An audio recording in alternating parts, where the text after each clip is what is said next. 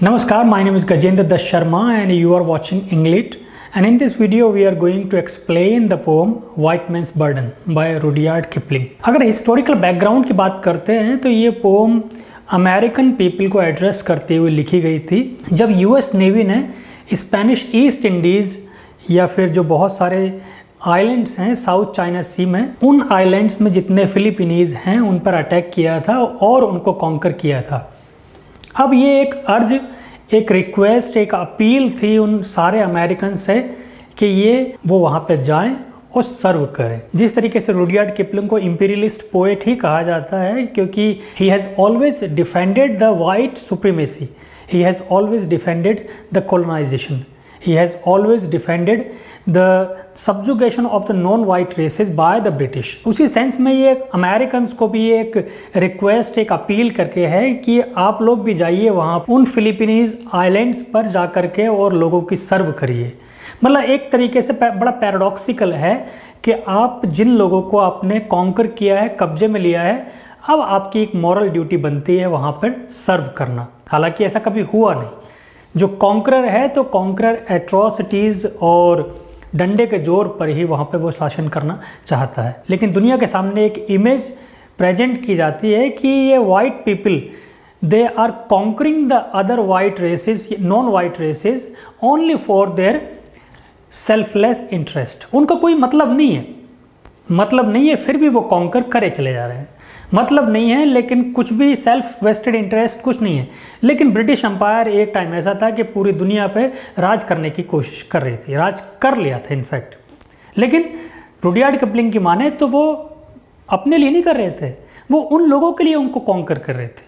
वाह, ये मतलब एक जो दोगलापन जैसे कहते हैं, तो वो रुडयार्ड किपलिंग की बहुत ज़्यादा क्रिटिसिज्म भी हुई थी और होती है हमेशा, और इस पोम को बहुत ज़्यादा नोटोरियसली प्रेजेंट किया जाता है। अगर पर्टिकुलरली अब जब कोलोनियलिज्म और पोस्ट कोलोनियलिज्म क्रिटिसिज्म में जब आप स्टडी करते हो और अफ्रीकन कंट्रीज़ के पॉइंट ऑफ व्यू से या फिर एशियन कंट्रीज़ के पॉइंट ऑफ व्यू से, उस लिटरेचर के पॉइंट ऑफ व्यू से जब आप वाइट सुप्रीमेसी को एनालाइज करते हो, तब बात निकल के आती है कि white people have been always cruel towards the non white races, और they always wanted to withstand the supremacy of the white, support, withhold, defend the supremacy of the white people.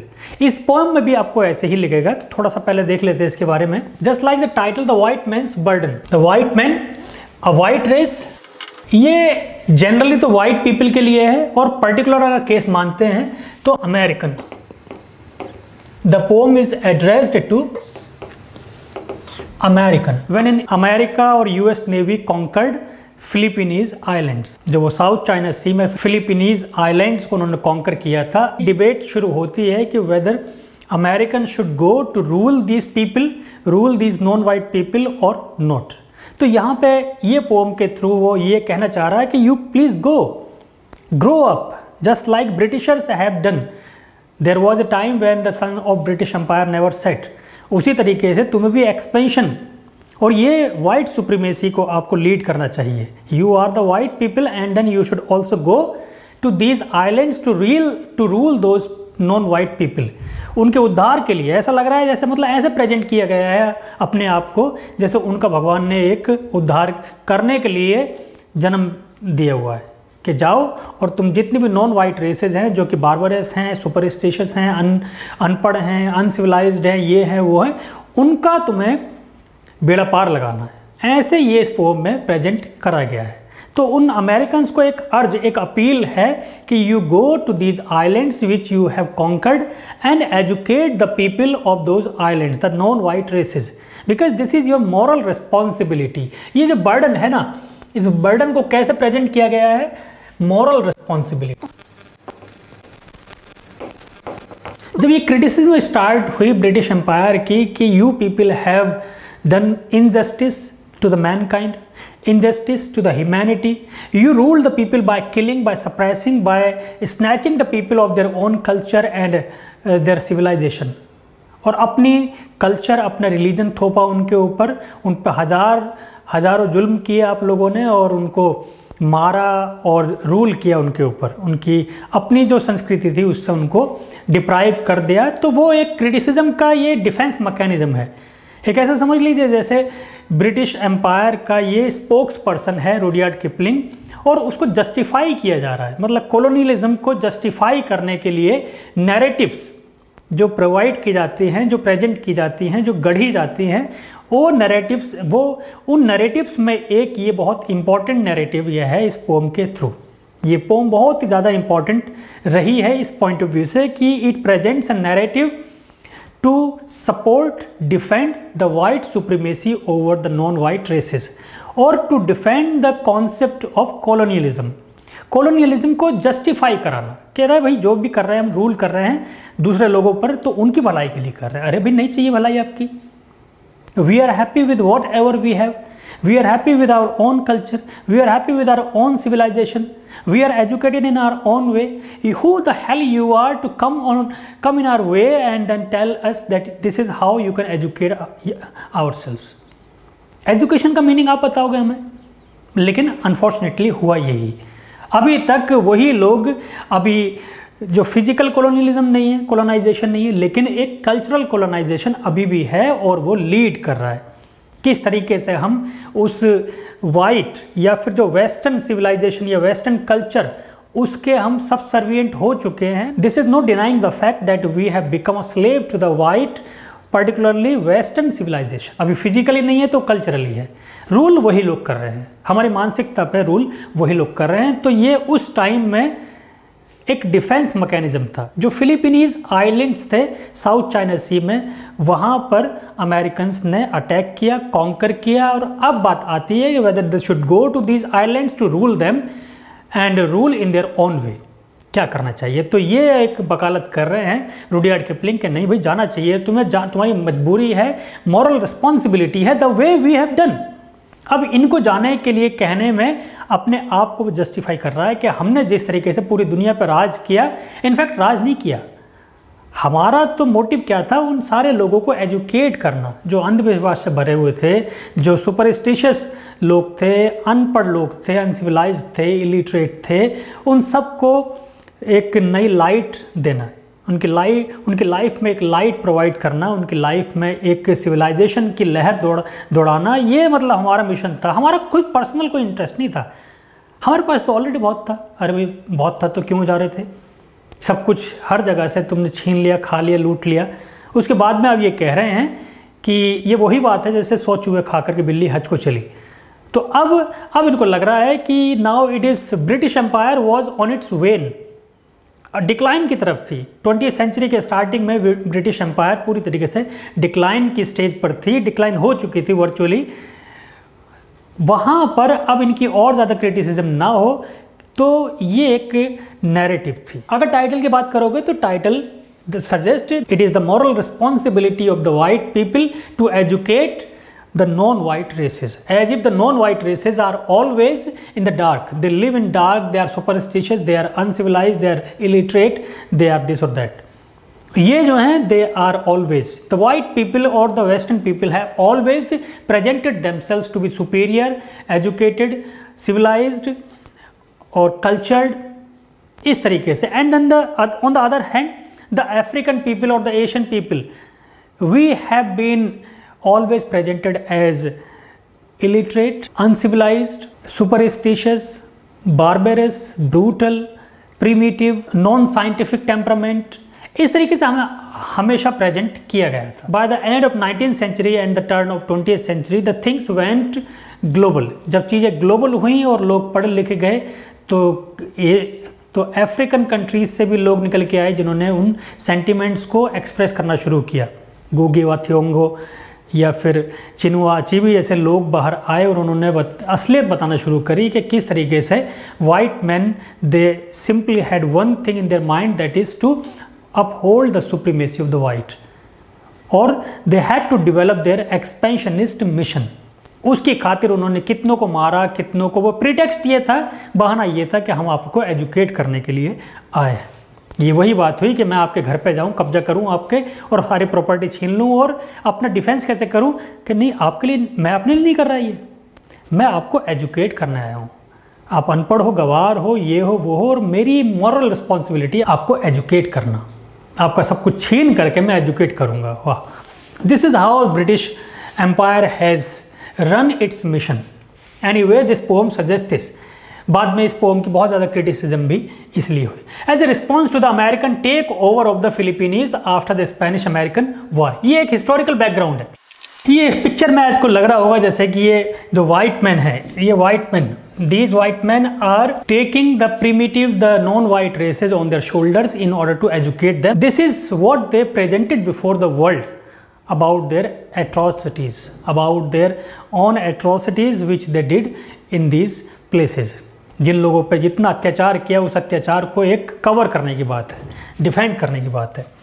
हालांकि ये पोम अगर और ज़्यादा आप इसको देखते हो तो कॉन्टेक्स्ट में अगर जाते हो तो this poem was primarily written to celebrate Queen Victoria's diamond jubilee. उसको सेलिब्रेट करने में ये पोम लिखी गई थी। अब ये समझ लीजिए कि रुडयार्ड किपलिंग को नोबेल प्राइज़ क्यों मिलेगा। He was the first British poet to have been conferred upon this prestigious award, the highest award, literary award, Nobel price.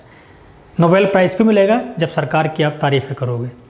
यही जनरली होते ही है। ऐसी नैरेटिव बनाओगे हमारे लिए जो हमारे जितने भी बुरे काम हैं उसको ढक दे, तो फिर हमारे तो आप आदमी हुए, तो फिर आपको उसका इनाम भी मिलेगा। इनाम किस फॉर्म में था? नोबेल प्राइज़ की फॉर्म में था। अब क्यों नहीं मिलता है ऐसे लोगों को नोबेल प्राइज़ जो कि पूरी ब्रिटिश एम्पायर के जितने भी जुल्म थे जो उन्होंने दुनिया भर में किए उसको कवर करने का काम एक ऐसा पोएट कर रहा है, तो क्यों ना फिर उसे तो नोबेल प्राइज़, ऑस्कर सब कुछ मिलेगा ही। तो उस सेलिब्रेट करने के लिए अब सरकार की एक बड़ी अचीवमेंट है, उसको आप सेलिब्रेट कर रहे हो और अपने पोएट को बुलाया है कि अब हमारे बारे में कुछ कहिए। तो मजाल है कुछ गलत कह दे उसी स्टेज पर जा कर के, वो क्या कहेगा? अरे के साहब क्या बात, आपका रिजीम जो रहा है वो शानदार, मतलब it has been one of the best regimes ever in the history of Mankind.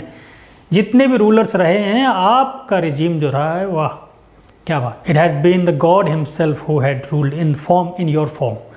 तो आप थोड़ी भगवान रूल कर रहे थे इस तरीके से। तो वो सेलिब्रेट करने के लिए क्वीन विक्टोरिया की डायमंड जुबली को ये लिखी गई थी। एनीवे बाद में इसको फिर रिसेशनल, जो एक पोम थी रिसेशनल, उससे चेंज कर दिया गया। ये पोम फिर पर्टिकुलरली अमेरिकन फिलिपीनीज वॉर के बाद में ये उसको जस्टिफाई करने के लिए कर दी, रिवाइज की गई इन 1899 टू एक्सॉर्ट मतलब appeal, to appeal the American people to conquer and rule the Philippines. ये इंपॉर्टेंट डोमिनेंट थीम क्या है? Imperialism, colonialism, racism, justification of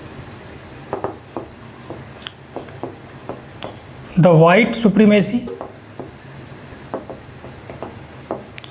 ये थीम्स प्राइमरीली आपको दिख जाएंगी इस पूरी पोम में।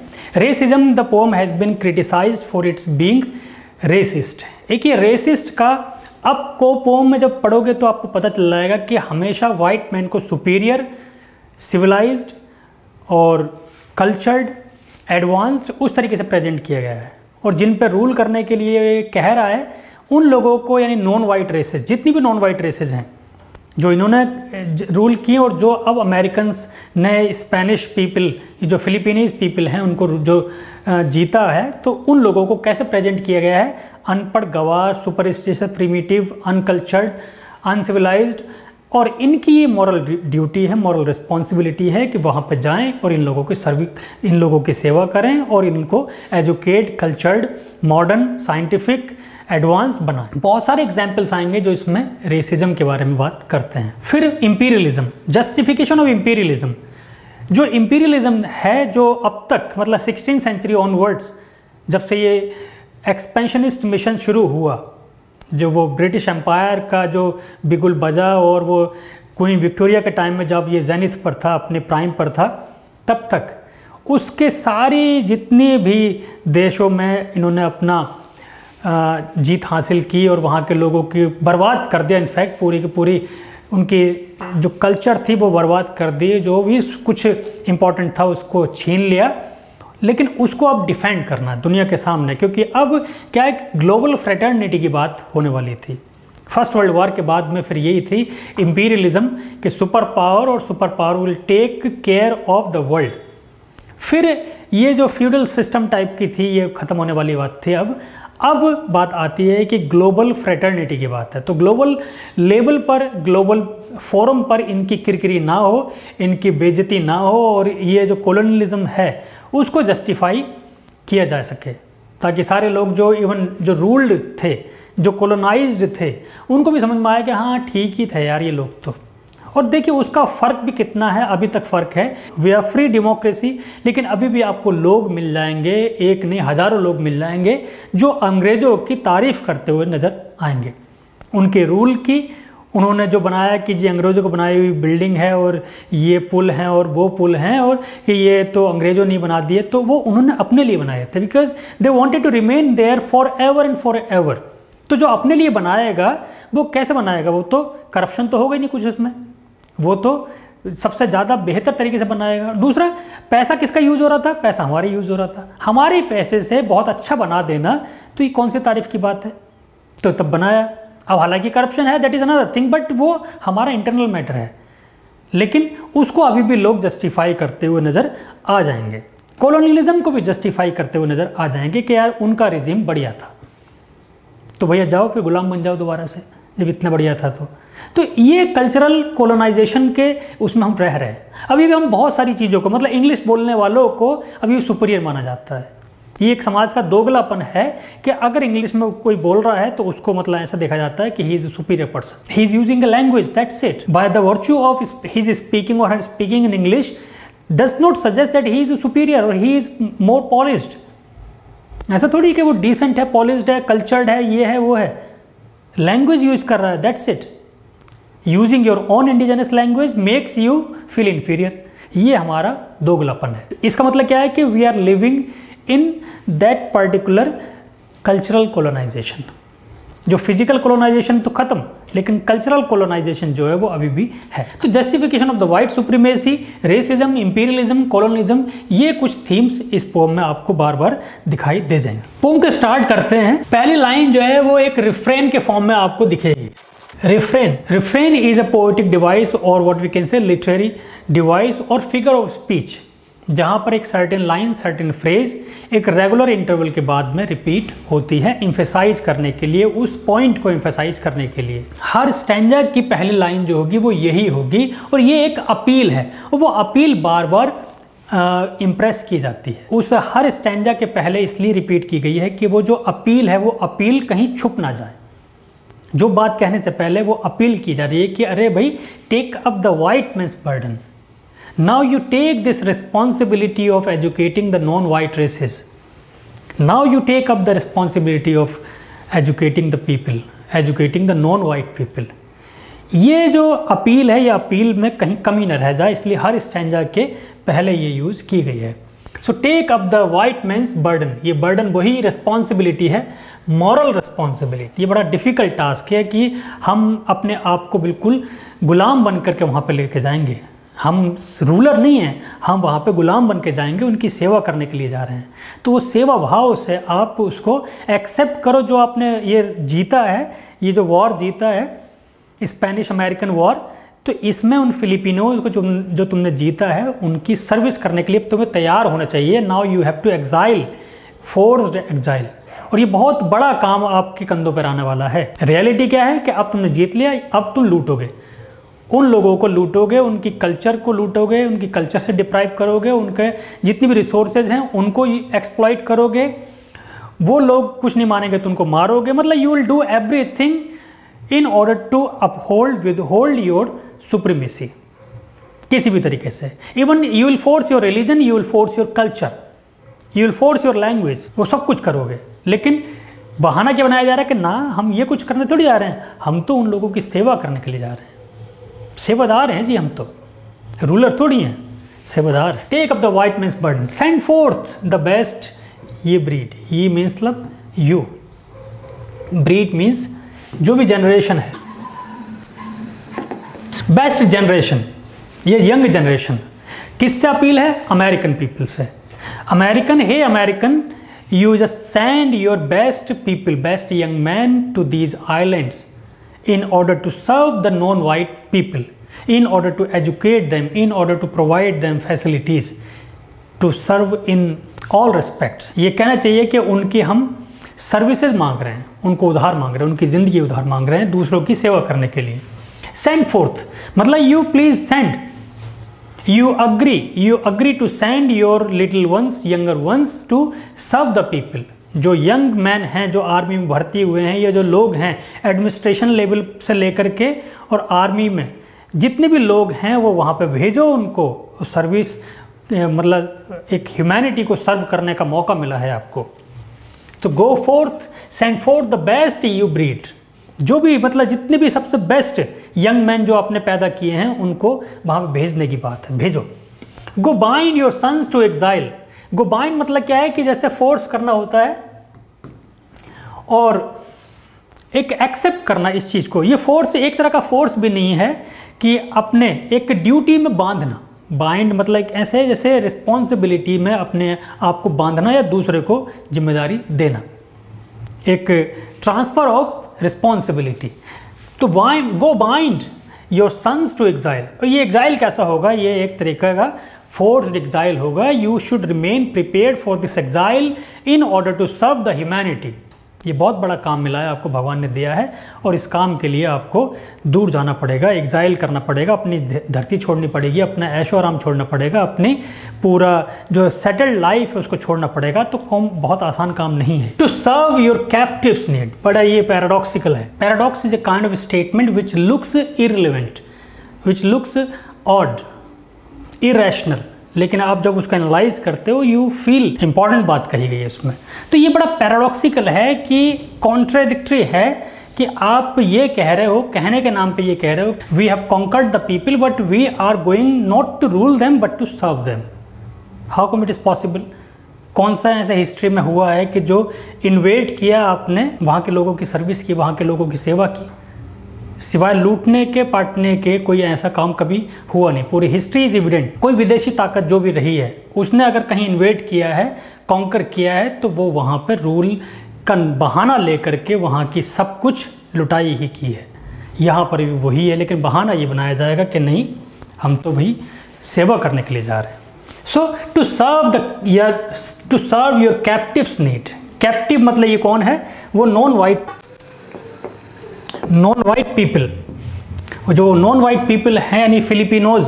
यहाँ पर अगर पोम के कॉन्टेक्स्ट में देखा जाए तो फिलिपिनोज, उनको उनकी नीड्स को कैटर करने के लिए, उनकी नीड्स को सर्व करने के लिए जाना पड़ेगा भाई तुम्हें.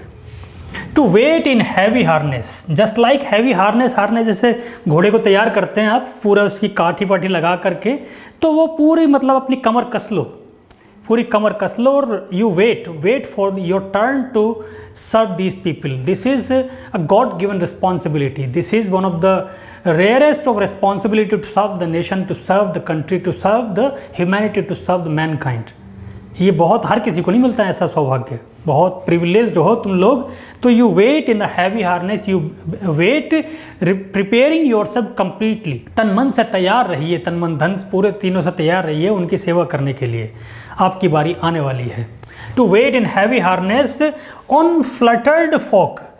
अब देखिए जो अपने आप को इस पूरी 4-5 लाइन्स में कैसे प्रेजेंट किया गया है कि आपको भगवान ने चूज़ किया हुआ है एक बड़े मिशन के लिए, यानी आप सिविलाइज्ड हो, कल्चर्ड हो, एडवांस्ड हो, ये हो वो हो. और यहाँ पे क्या है? फ्लटर्ड फोक. एक रिपीटेशन भी है यहाँ पे, ये एलिट्रेशन भी है यहाँ पे.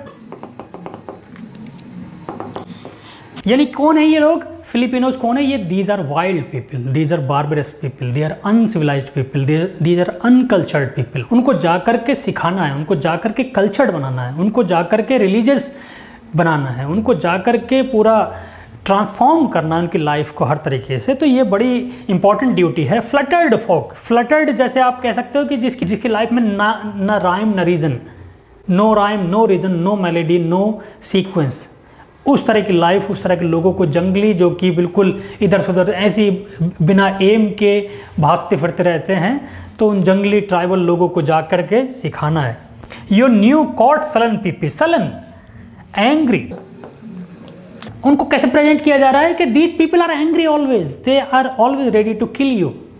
ये लोग अनसिविलाइज्ड बारबरस हैं, ये जंगली हैं, बारबरस हैं, ये तो हमेशा मारने को दौड़ते हैं, गुस्से में रहते हैं, और इनको कितने पढ़ा लो पढ़ने के में है नहीं, कितने भी सिखा लो सीखते नहीं है। लेकिन अब आपको रिस्पॉन्सिबिलिटी दी है, since you have owned them, you have captured them, you have conquered them, so now your responsibility is to educate them, not to rule them, not to force something on them। तो जाओ भैया, new cot, new cot मतलब क्या है कि newly conquered, newly conquered people, new caught sullen peoples. Peoples मतलब क्या है, जो वो आइलैंड्स हैं, डिफरेंट डिफरेंट आइलैंड, छोटे छोटे आइलैंड्स तो एक कंट्री की तरह ही काउंट करिए। Half devil and half child, जो अभी बात कर रहे थे रेसिज्म की, ये रेसिज्म, चाइल्ड से मतलब इनोसेंट और प्रीमिटिव समझ सकते हो, और वाइल्ड से मतलब जंगली, बिल्कुल डेविल, डेविल हैं ये बिल्कुल, जो हमेशा झिंगलाला हो और वो इस तरह के सेक्रीफाइसेज और इस तरह के प्रीमिटिव कल्चर में बिलीव करते हैं, उन प्रिंसिपल्स में बिलीव करते हैं। तो ये लोग जंगली हैं और डेविल्स हैं, मतलब इनको ह्यूमन समझा ही नहीं जा रहा है, इनको किसी भी तरीके से वाइट मैन किसी भी लायक नहीं समझते, नालायक हैं, और इनको जाकर के लायक बनाना है। वे जाओ जाओ, तुम्हारी रिस्पॉन्सिबिलिटी ये है। तो इन लोगों को एजुकेट करने के लिए भगवान ने तुम्हें बहुत बड़ी रिस्पॉन्सिबिलिटी दी है। जाओ जाओ और सर्व करो। Again the exhortation, the appeal, appeal in the form of refrain,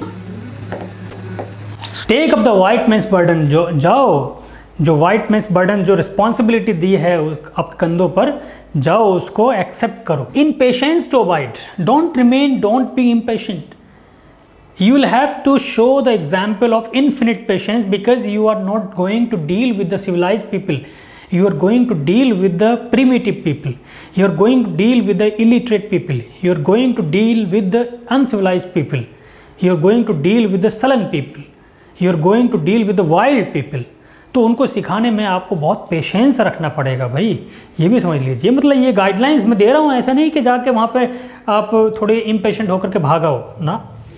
Impatience, impatience to abide, to veil मतलब to cover the threat of terror। जो threat of terror मतलब, और ऐसा भी नहीं है कि ये बड़ा सेफ काम होने वाला है, ये काम भी बड़ा मुश्किल वाला होने वाला है। There is a threat of terror. You will have to come across infinite terror also. While dealing with the people, they will always retaliate. They will always retaliate, and then you have to cope with this। आपको बड़ी सहजता के साथ काम लेना है।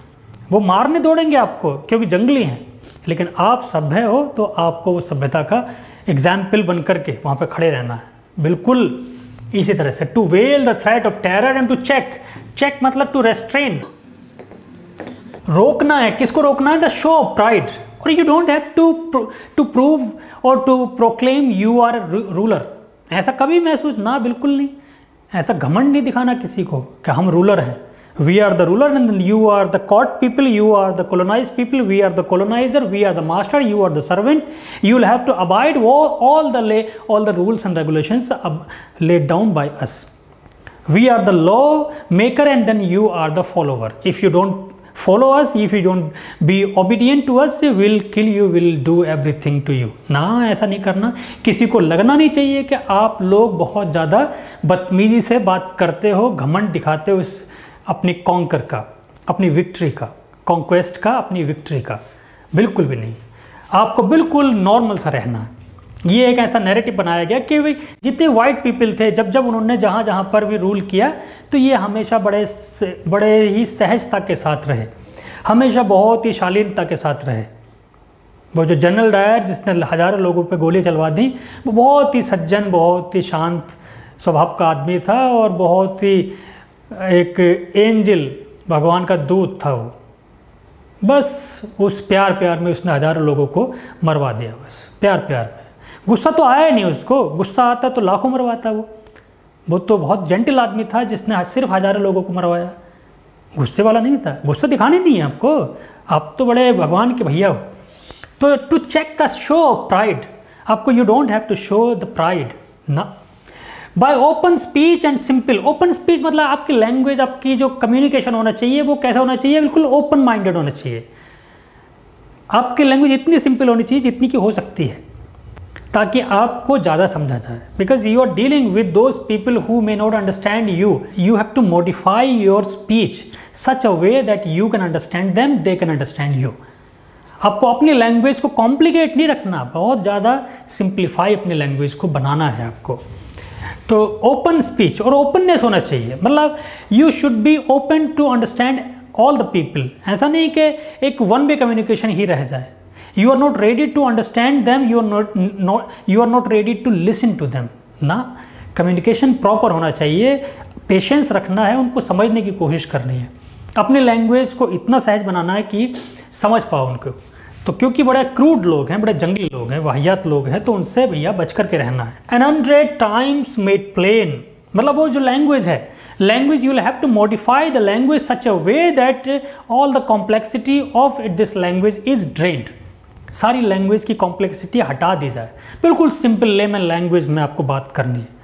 You don't have to show that you are the master of language ना, आपको उस लैंग्वेज को ऐसे यूज करना है जैसे बिल्कुल अभी भी सीखा है। सैकड़ों बार किसी लैंग्वेज को अगर आप ट्राई कर करके उसको सिंपल बनाओगे, तब वो लैंग्वेज ऐसी बनेगी कि दूसरा लोग भी समझ जाए। To seek another's profit, another कौन है? ये वही, मतलब इनको कभी भी इन्होंने वाइट मैन और नॉन वाइट मैन का डिवाइड इस पोम में आपको बिल्कुल क्लियरली दिखेगा। यही रेसिज्म भी है, अपने आप को हमेशा पूरे सुपीरियर टर्म्स में प्रेजेंट किया हुआ, और इनको अनदर, एडिशनल, अलग, दूसरे, ये दूसरे ही हैं। इनकी आपको सर्विस करनी है, सेवा करनी है, वो अलग बात है, लेकिन ये रहेंगे दूसरे ही, जंगली ही रहेंगे, बारबरस रहेंगे, अनपढ़ रहेंगे, गवार रहेंगे, ये सब वैसे ही रहेंगे। तो अपने आप को हमेशा सुपीरियर बना करके, दूसरों को इन्फीरियर, गवार बना करके, तो अनदर्स प्रॉफिट।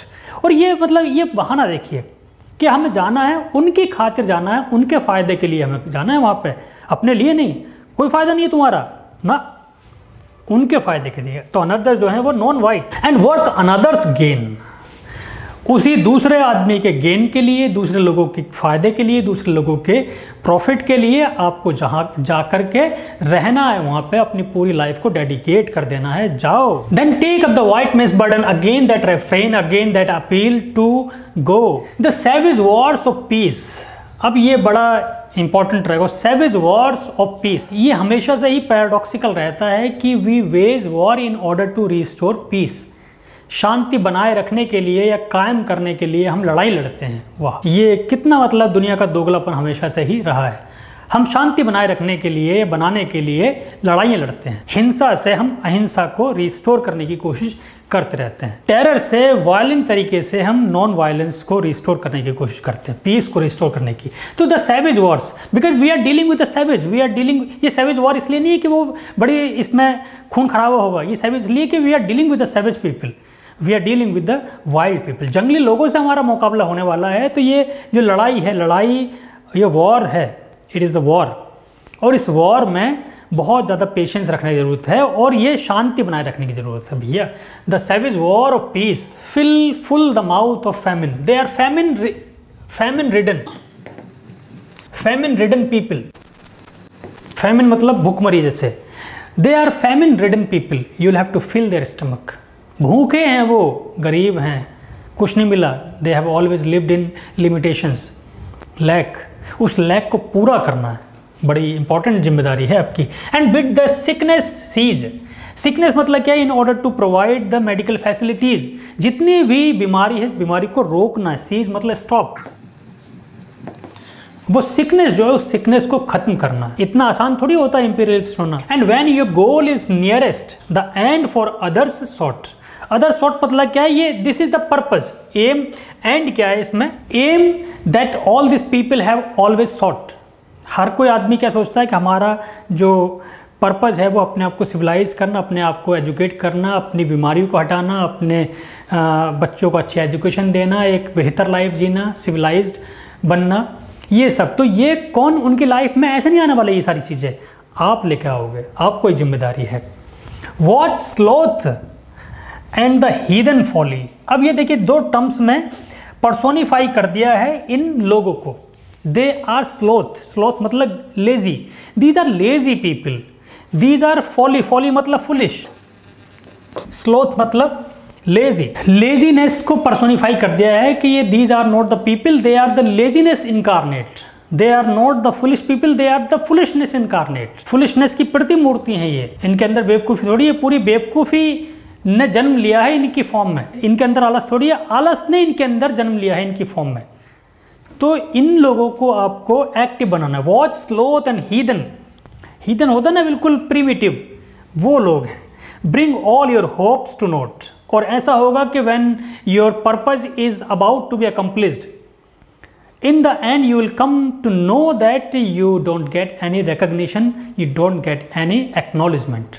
आपकी उस पूरी सर्विस का ये एहसान भी नहीं मानेंगे, इतने एहसान फरामोश लोग हैं ये।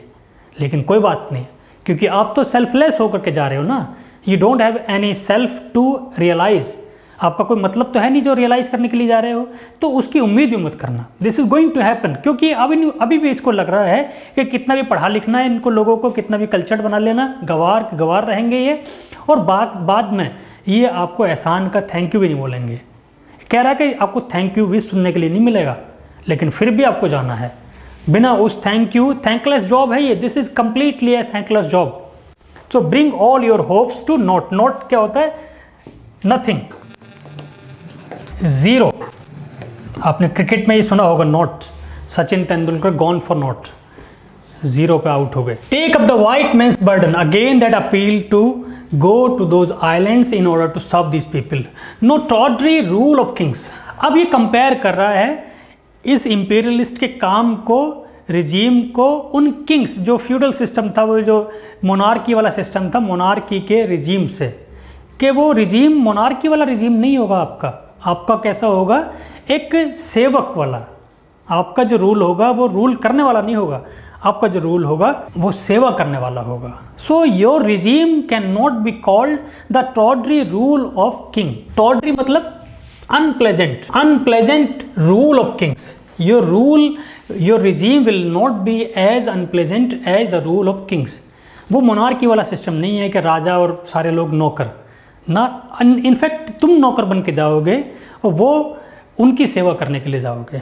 तो ये किंग के रिजीम से तो मतलब लोग अगर कहते हैं कि अरे भैया इंपीरियलिस्ट हो, तुम तो राजा हो, राजा बन के आए हो और हम पे हुक्म चलाने के लिए आए, अरे नहीं, बिल्कुल नहीं भाई, हम तो नौकर बन के आए हैं, सेवक बन के आए हैं, सेवा करने के लिए आए हैं। So to no tawdry rule of kings but toil of serf, serf होता है सर्वेंट, एंड स्वीपर। ऐसा मतलब your job, your regime will be in the form of doing menial jobs. ऐसा जैसे कि उनकी गटर साफ करना, उनकी गंदगी साफ करना, उनकी पूरी गंदगी से मतलब है उनके अंदर का जो अंधेरा है, जो उनके अंदर वो जो अनपढ़ता है, वो जो अनसिविलाइजेशन का एक अंधेरा है, वो जो एक बारबैरिटी का अंधेरा है, उस सब को दूर करना, वो गंदगी दूर करना, बेवकूफ़ी की गंदगी दूर करना। तो तुम्हारा काम तो सेवक की तरह है, जो बिल्कुल menial jobs, house hold menial jobs करता है, उस तरह का काम है।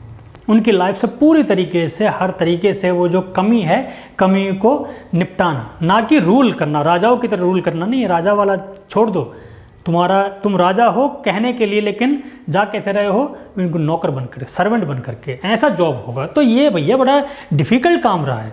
ऐसा थोड़ी तुम कह दो कि यार ये इंपीरियलिस्ट जो थे, ये अंग्रेज जो थे, हम पे शासन करके गए और इन्होंने सब कुछ लूट लिया। कुछ भी नहीं लूटा हमने। हमारे तो कितने लोग मारे गए, हमारे कितना नुकसान हुआ, अपने घर छोड़ के यहाँ पे भागे आए, कुछ हासिल भी नहीं हुआ, हमें तो रिस्पेक्ट भी नहीं मिली, कुछ नहीं मिला हमें। तो हमने तो सब कुछ इंग्लैंड से ला के यहाँ पे थोप दे। बताओ, तुम तो कंगाल लोग थे। तुम्हारे यहाँ जितना भी सारी रिसोर्सेज हम लेके आए हैं, हमने बनाया है अपना। हमने ब्रिटेन खाली कर दिया, पूरा यूरोप खाली कर दिया, उसका सारा पैसा ला करके यहाँ पे तुम्हारे घर बना दिए। बताओ, तुम कहते हो कि हमने रूल कर लिया, हमने क्या कहते हैं लूट लिया। कहाँ की बात कर रहे हैं?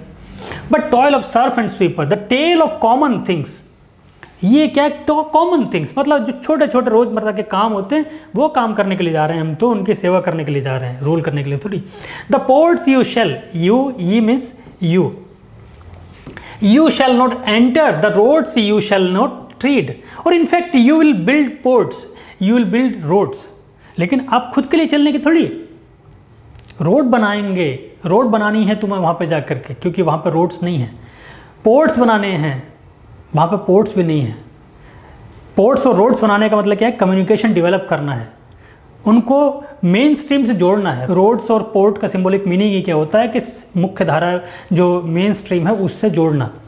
पोर्ट्स बनेंगे तो वहाँ पे कॉमर्स डेवलप होगी, मतलब बिजनेस डेवलप होगा, उस समुद्री रास्ते से वो चीज़ें सामान इधर से उधर लाया जाएगा।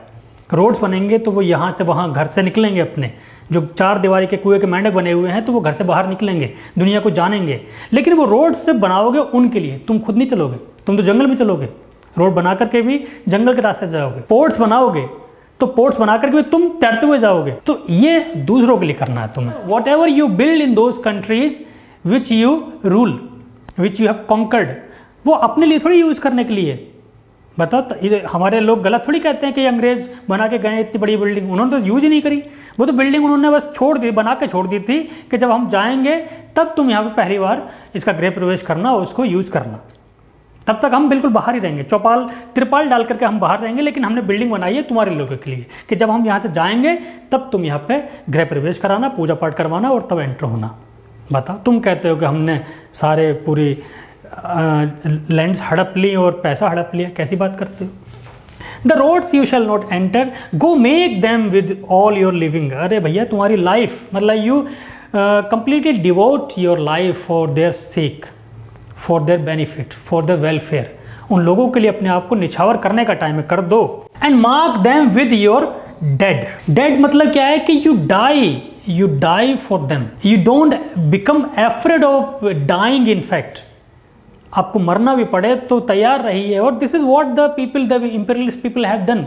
कितने लोग मारे गए, हम तो सर्व करने के लिए आए थे, मारे गए। बताओ, तुम लोग जंगली थे, तुम लोगों ने हमें उल्टा हमें मार दिया। हमारे कितने लोगों को नुकसान हुआ जो अपना घर छोड़ के आए और यहाँ पे मारे गए। तो ये सोचना, ये काम आसान नहीं है। मतलब in somewhere or other in the corner of your mind you should be prepared to die for this service. This service is not an ordinary service. This service requires infinite patience. This service requires infinite courage. This service requires the infinite sense of service. Again, take up the white man's burden. Reap his old reward. The blame, अब reward क्या है? The blame of those you better. He means you. Better as a verb. जिन लोगों को तुमने बेहतर बनाया है, उन लोगों का ब्लेम झेलने के लिए तैयार रहना। जिन लोगों की लाइफ को तुमने बिल्कुल बेहतर बनाने की पूरी कोशिश की है और in fact you did not restrict yourself before dying, उन लोगों की जब लाइफ इस्टेब्लिश हो जाएगी तो उन लोगों का इनफैक्ट ब्लेम झेलना पड़ेगा। जैसे हम ब्लेम कर रहे हैं उनको कि अंग्रेज आए थे लूट के चले गए, हम गलत हैं, वो लूटने थोड़ी आए थे, वो तो पूरी यूरोप की दौलत यहाँ पे लेके आए थे। और हमारे पास जितनी भी दौलत है इस समय, जितनी भी प्रॉपर्टी है, वो हमारी कभी थोड़ी, तुम तो भिखमंगे थे, बिल्कुल गरीब थे, कुछ भी नहीं था किसी के पास भी। उन्होंने सब ने आ करके ला करके और सब ये हमारे जितने भी चीज़ें हैं, अच्छी चीज़ें, वो सब अंग्रेज़ बना के गए हैं। जितना भी पैसा है लोगों के पास सब अंग्रेज़ दे के गए हैं। तो ये करा है, बताओ, उन लोगों ने। तो हम ब्लेम कर रहे हैं, बताओ, हम लोग ब्लेम कर रहे हैं। तो वही कह रहा है कि ब्लेम के लिए तैयार रहना, ब्लेम मिलेगा तुम्हें। जो ओल्ड रिवार्ड ये है कि वो नेकी कर दरिया में डाल, नहीं तो फिर उस ब्लेम के लिए तैयार रहे। If you expect something in return of doing something virtuous, doing something good for the people, other people, so you become ready, you be ready for the blame. अगर ये उम्मीद के साथ कर रहा है कि कुछ वापसी में मिलेगा, तो वापसी में मिलेगा ब्लेम, बाकी कुछ नहीं मिलेगा। और ये सोच रहा है कि मैंने कर दिया, अब कुछ भी मिले ना मिले आई डोंट केयर, तो हो सकता है कि ब्लेम ना मिले, तारीफ तो फिर भी नहीं मिलनी। वहाँ पे ये है कि ब्लेम ना मिले। लेकिन अगर तू उम्मीद के साथ करेगा कि भैया मुझे सब कुछ मिल जाना है, तो ब्लेम के अलावा कुछ नहीं मिलेगा। The blame of those you better, the head of those you guard. ओहो, जिन लोगों को प्रोटेक्ट करते करते मर जाओगे तुम लोग, वो बाद में क्या करेंगे? They will hate them. नफरत मिलेगी तुम्हें, लेकिन फिर भी उस नफरत के लिए भी सही, उस नफरत को भी प्यार समझना, उस ब्लेम को भी अप्रिसिएशन समझना, उस गाली गलौज को भी आशीर्वाद समझना। जाओ लेकिन सर्व करो, उन फिलिपिनोज को जा कर के एजुकेट करो। वो जंगली गवार हैं, उनको तुम्हें भगवान ने असली बनाने का, ट्रांसफॉर्म करने का एक जिम्मेदारी दी है। जाओ भाई। The cry of host you humour, कि you will try to make them laugh but you prepare to cry in fact, because they will come with the hate, they will come with the blame, they will come with cry. Why brought you us from the bondage, our loved Egyptian night? और वो क्या कहते हुए आएंगे, this is inverted comma, this is put in inverted comma, so this will be the cry. ये जो है वो this will be the cry. ये लोग क्या कहते हुए आएंगे, अरे रुको बड़ा तुम का बात कर रहे हो। स्लोली टूवर्ड्स द लाइट, जब आप मतलब you try to present light in their darkness, you try to eliminate all the darkness in their life, वो उस समय आप तो कोशिश करोगे कि वो लाइट का रिफ्लेक्शन होगा, लेकिन वो आएंगे क्या कहते हुए, why brought you us from the bondage, अरे हम तो गुलाम ठीक थे, हम तो वी लव गुलामी, we love bondage, why did you come to us and try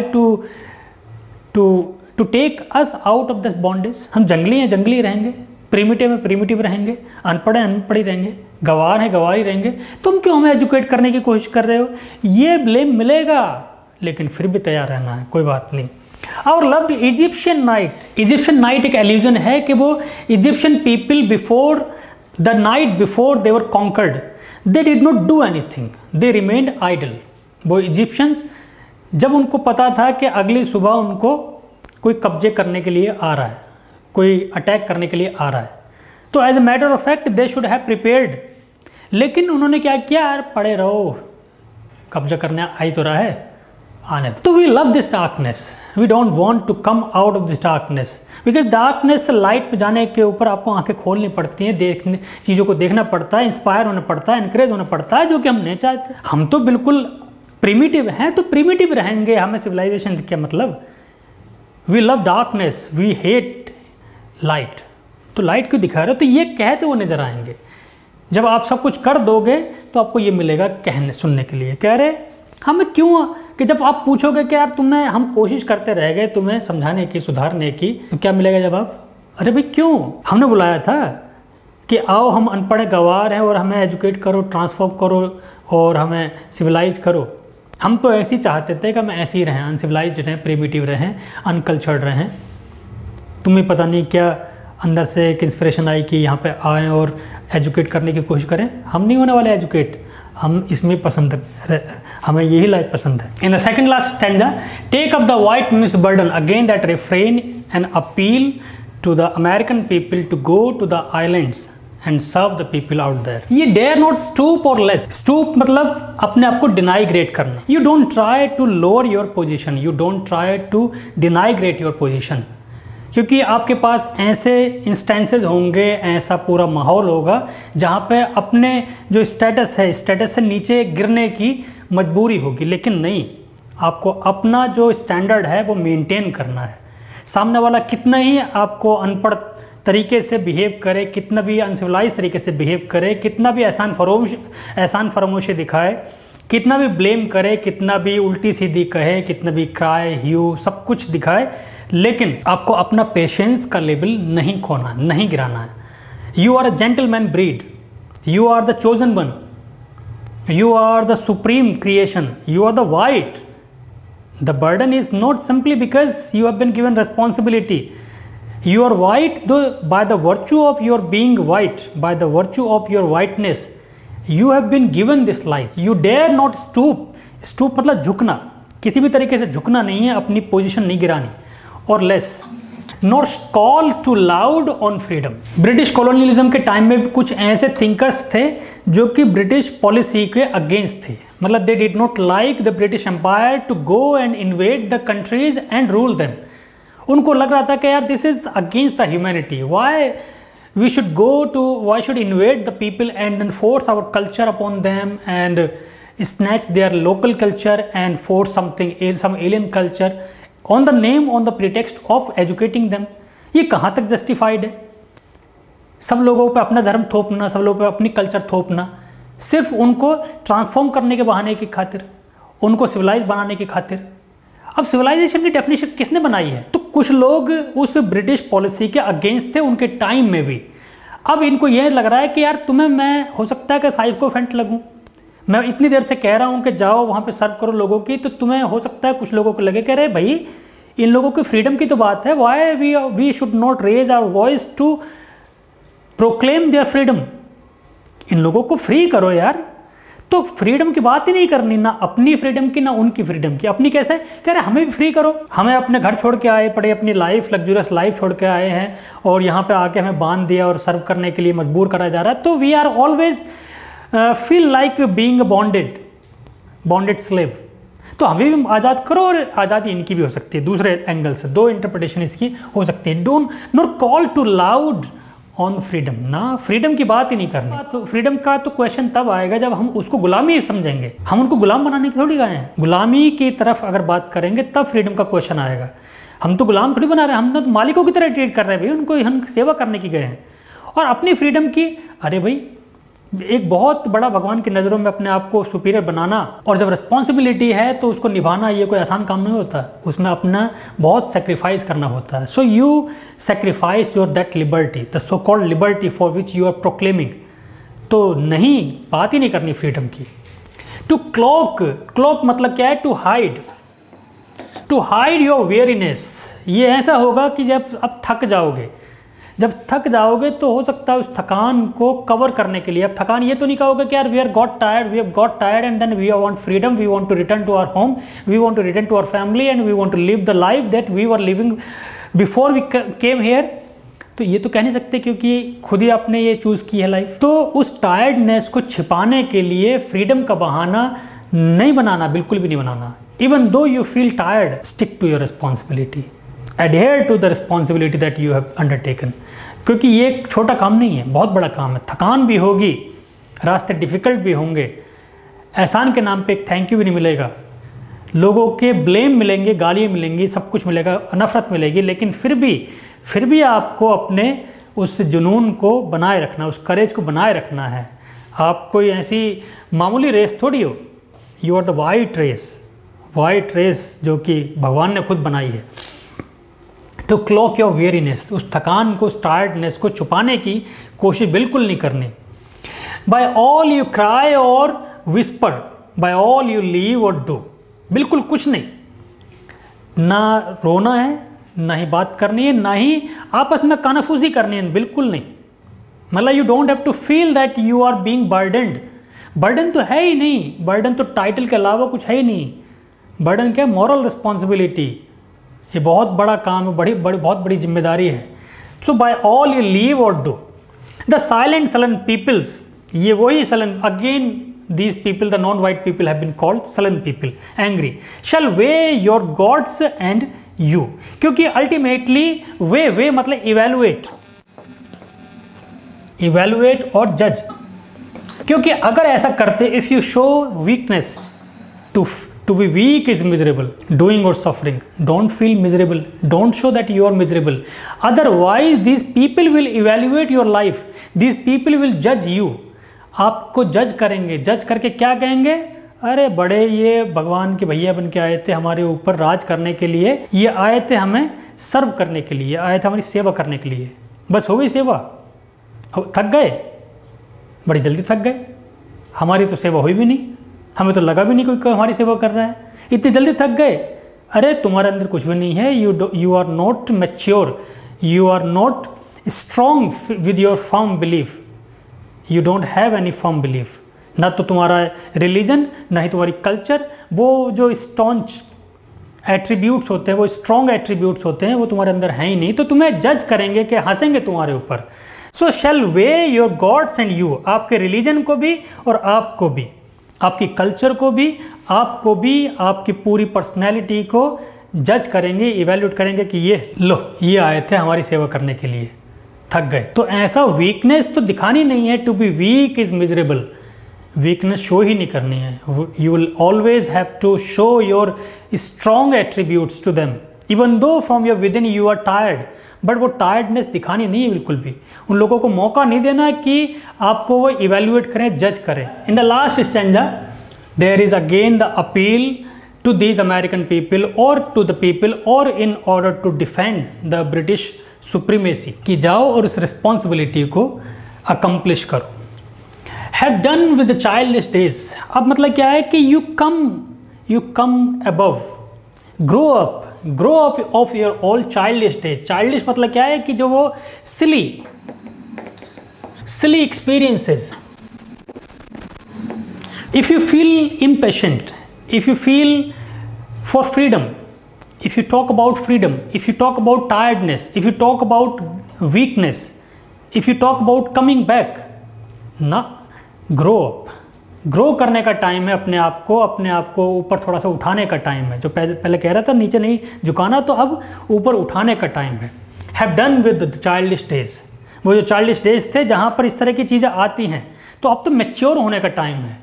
B mature. Growing up. Lightly proffered मतलब held. Laurels just like prizes. The easy ungrudged praise. अब don't lose that praise. Don't lose the hold on the praise. Ungrudged praise.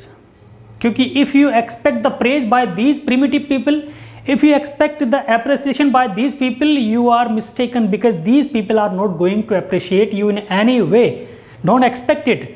Expect the praise from your own people. Grow up. The white people, your peers, your experienced people, your leaders, your seniors, उनसे वो तारीफ मिलेगी तुम्हें, अपने आप की life से तारीफ मिलेगी. Ultimately God would be pleased if not the human beings. तो वहाँ पे अपने आप को ऊपर उठाइए, छोटी छोटी ये मटीरियलिस्टिक चीज़ों से ऊपर उठाइए. ये बाकी जिसके लिए काम कर रहे हो उससे तारीफ मिलना ये छोड़ो, वहाँ से मिलना ही नहीं. So the lightly proffered laurel, the easy ungrudged praise, इसको don't lose the hold, don't lose the grab. जो वो ग्रैब है, वो पकड़ है, उस पकड़ को ढीला मत रखिए. किस चीज़ को पकड़ को? वो जो लॉरल्स है. लॉरल मतलब वो जो प्रेज है, वो असली, the genuine praise. Genuine praise. वो जो अनग्रज्ड प्रेज है, अनग्रज्ड मतलब क्या है कि जैसे प्री कंसीव्ड होती है, खुंदक वाली होती है. अगर if you expect this primitive people, this wild people to praise you, they may, if at all they are praising you, they may feel compelled to praise you. हो सकता है मजबूरी में वो आपकी तारीफ करे, लेकिन वो मजबूरी में कैसी होगी? अंदर से खुंदक है. आपकी तारीफ तो कर रहे होंगे, लेकिन अंदर से बहुत ज़्यादा गाली दे रहे होंगे. ऐसी प्रेज को देखना ही नहीं है, ऐसी प्रेज को एक्सपेक्ट ही नहीं करना है. किसको एक्सपेक्ट करना है? जो आपके लोगों से मिलनी है. Once you accomplish this task with success, once you accomplish this task with grandeur, क्योंकि आपको वो ह्यूमैनिटी के लिए काम करना है, वो मैनकाइंड के लिए काम करना है. इन लोगों के लिए थोड़ी काम करना है. इनको छोड़ो. उसको मतलब जो असली लॉरल्स हैं उस पर आपकी पकड़ कमज़ोर नहीं होनी चाहिए. Comes now to search your own manhood. Now search for your own manhood मतलब you try to find out the quality, the attributes that make you manly, that glorify you. आपकी पहचान इस तरह की छोटी छोटी चीज़ें थोड़ी है. आपकी पहचान आपकी उन सबसे बेहतर क्वालिटीज़ से, उन क्वालिटीज़ को निखारो, पहचानो. Become a man, become mature, grow up. To search your manhood through all the thankless years, even though you have spent your entire life in doing the thankless job of educating these people. ये तो thankless job ही रहेगी. Even though they feel civilized, but they will not acknowledge. Even though they feel educated, but they will not give the credit of this education to you. बिल्कुल नहीं. Civilised हो भी जाएंगे, पढ़े लिखे भी जाएंगे, एडवांस्ड भी हो जाएंगे, लेकिन उसका क्रेडिट आपको बिल्कुल नहीं देंगे ना, कि हमने खुद सीखा है. तुम कौन? तुमसे सिखाओगे? तुम्हें खुद कुछ नहीं आता, तुम खुद जंगली हो, प्रेजुडिस्ड हो, हमें क्या सिखाओगे? तो ऐसा सुनने के लिए मिल सकता है. तो इसलिए उस पूरी लाइफ जो आपने उस थैंकलेस जॉब को करने में निपटा दी, उसके बाद में जो मिलेगा वो हेवनली होगा. Cold aged with dear bought wisdom. Dearly bought मतलब परचेड. ऐसा लग रहा है कि वो विजडम जो है, वो विजडम कैसे? एक्सपीरियंस से आती है वो wisdom. The wisdom that you will acquire after your experiences, that you will impart in educating these people, these primitive people. Experiencing all the odds, going against all the odds, with an effort to transform their lives. उसमें जो आपको दुनिया भर की wisdom मिलेगी, वो जो worldly wisdom मिलेगी, वो विजडम होगा रियल प्राइज. उसकी तरफ सोचो, उस पर नजर होनी चाहिए. The judgement of your peers, the white peers, the white man's burden will be appreciated by the white man only. The white man's responsibility will be acknowledged by only the white man, because they will understand how rigorous your job has been. उनको ही पता है कि असली काम क्या होता है, वही समझेंगे। तो उनकी तारीफ के लिए तुम्हें एस्पायर करना है। इन लोगों के लिए जिनको सेवा करने के लिए जा रहे हो, बस ये सोचना है कि इनको भगवान की खातिर एजुकेट करना है, भगवान की खातिर इनकी लाइफ को ट्रांसफॉर्म करना है, भगवान की खातिर इनकी लाइफ को इनको सिविलाइज बनाना है। इनसे इन रिटर्न कुछ नहीं मिलने का, ये सोच करके जाना है। अगर ये सोच करके जाओगे तो कुछ बुरा नहीं लगेगा। किसके लिए जाना है? अपने इनर सेटिस्फैक्शन के लिए। जो उस विजडम जो मिलेगी, उस एक्सपीरियंसेस को करके जो विजडम मिलेगी, उसके लिए जाना है। और फिर ultimately the white people would appreciate you, acknowledge your worth, and you would be acknowledged as if you were the chosen being. You are the chosen being. जैसे भगवान एंजल्स को किसी बड़े काम के लिए भेजता है, ऐसे you would be the angels. You would be deemed angels who have been sent to educate these people, to repel the darkness from the light of these people. ये बहुत बड़ा काम होगा, किसी लाइफ से, किसी की लाइफ से अंधेरा निकालना, उजाला भरना उसकी लाइफ में। वो सबसे सुप्रीम काम है मानवता का। वो तुम करके आओगे तो उसकी तरफ सोचना है। This is how he has defended और जस्टिफाइड द कॉलोनियलिज्म, कि किस तरीके से वो लोग आए, आपके घर में घुसे, आपके ज़बरदस्ती की, लूटपाट की, रूल किया, और फिर वो बंदा कह रहा है वहाँ पे कि हमने तो आपके फ़ायदे के लिए किया था ऐसा, हमें क्या मिला? कुछ भी नहीं, हम तो आपको एजुकेट करने आए थे। सो ये पोम उस तरीके से इंटरप्रेट की जाती है जब कॉलोनियलिज्म, पोस्ट कॉलोनियलिज्म क्रिटिसिज्म आप पढ़ते हो। कल्चरल स्टडीज़ में जब ये पोम पढ़ी जाती है तो इसकी इंटरप्रिटेशन ये, और इसके वजह से ही ये पोम बहुत ज़्यादा नोटोरियस रही। So that is all for now. I hope that you understood the explanation of this pome. Like and share this video and will come back again with yet another explanation of any poem which is prescribed in your syllabi. And if you have not subscribed to the channel, so make it a point to do it right now so that you don't miss the videos again. So thank you so much.